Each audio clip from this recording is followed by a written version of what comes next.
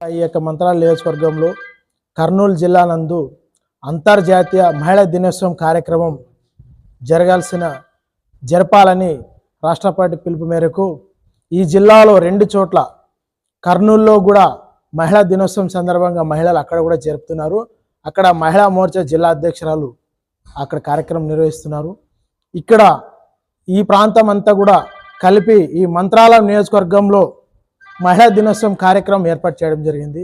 ఈ మహిళా దినోత్సవం కార్యక్రమం సందర్భంగా ఇక్కడికి విచ్చేసిన కార్యకర్తలు అలాగే ఈ మహిళలు ఎంతో ఈ దేశానికి ఈ రాష్ట్రానికి వాళ్ళు ఎంతో సేవలు అందించడం జరిగింది. కావున దాంట్లో భాగంగానే ఈరోజు మహిళా దినోత్సవం కార్యక్రమం జరుపుకోవడం జరిగింది. అదే కాకుండానే మా యొక్క భారతీయ జనతా పార్టీ కార్యకర్తలతో కూడా ఈరోజు సమావేశం కావడం జరిగింది. ఎందుకంటే మన ప్రభుత్వం వచ్చి 8 నెలలు అయ్యింది. ఈ 8 నెలలలో సుదీర్ఘ పాలన జరుగుతూ వస్తూ ఉంది. పేద ప్రజలకు ప్రతి సంక్షేమ పథకాలు నేరుగా ప్రజలకు అందాలని బీజేపీ కార్యకర్తలు కూటమి నాయకులు అందరూ కలిసి కూడా ప్రజలకు ఏ ఒక్కటి ఇబ్బంది రాకుండా చూడాలని కూడా ఈ వేదికపై చెప్పడం జరిగింది. అలాగే చూసుకుంటే మన గత ప్రభుత్వంలో వైసీపీ హయాంలో దాడులు, కొట్లాట్లు, అక్రమ కేసులు, ఎవరైతే పార్టీని ముందడుగేస్తారో వాళ్ళపైన రేప్ కేసులు పెట్టడం, అలాగే ఇసుక దందా, లిక్కర్ దందా, భూ కబ్జాలు, ప్యాకాట్లు, మటకాలు జరిపి ప్రజలకు నిట్ట నిలున దోపిడీ చేసిన ప్రభుత్వం వైసీపీ ప్రభుత్వం.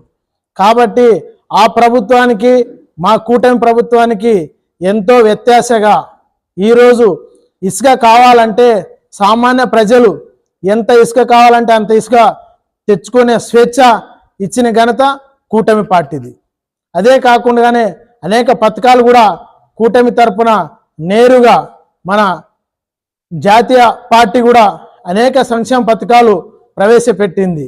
మనకు ముఖ్యంగా ప్రధానమంత్రి ఆవాస్ యోజన కింద ఈ రాష్ట్రానికి లక్షల ఇండ్లు మంజూరు చేయడం జరిగింది.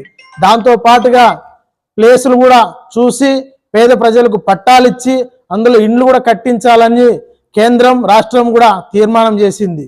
అతి త్వరలో అవి కూడా వస్తాయి.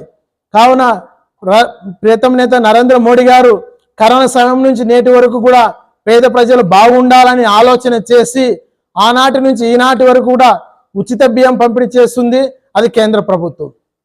ఇప్పుడు మన రాష్ట్ర ప్రభుత్వం కూడా అనేక సంక్షేమ పథకాలు పేద ప్రజలకు నేరుగా అందిస్తూ మొన్ననే బడ్జెట్ కేంద్రం ప్రవేశపెట్టింది, రాష్ట్రం ప్రవేశపెట్టింది.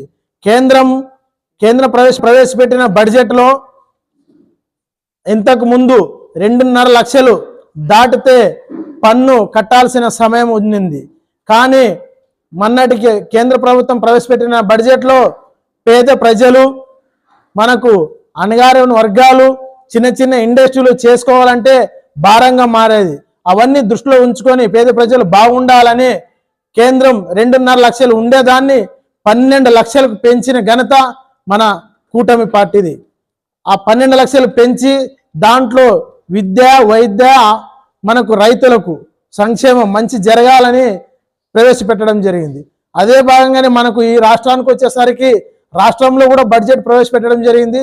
రాష్ట్రంలో కూడా విద్య వైద్య బడుగు బలహీన వర్గాలకు ఎస్సీ ఎస్టీలకు అందరికీ కూడా సమకూలంగా బడ్జెట్ 42,000 కోట్లు బీసీలకు, 45 కోట్లు ఎస్సీలకు, 42 కోట్లు ఎస్టీలకు, ఈ విధంగా కోట్లాది రూపాయలు వర్గీకరణ చేస్తూ పేద ప్రజలందరూ బాగుండాలని వారికి ఈ యొక్క సంక్షేమ పథకాల్లో రూపొందించడం జరిగింది. ఇంకా ప్రజలకు అండదండగా ఉంటుందని చెబుతూ నా పేరు రామకృష్ణ, కర్నూలు జిల్లా అధ్యక్షులు.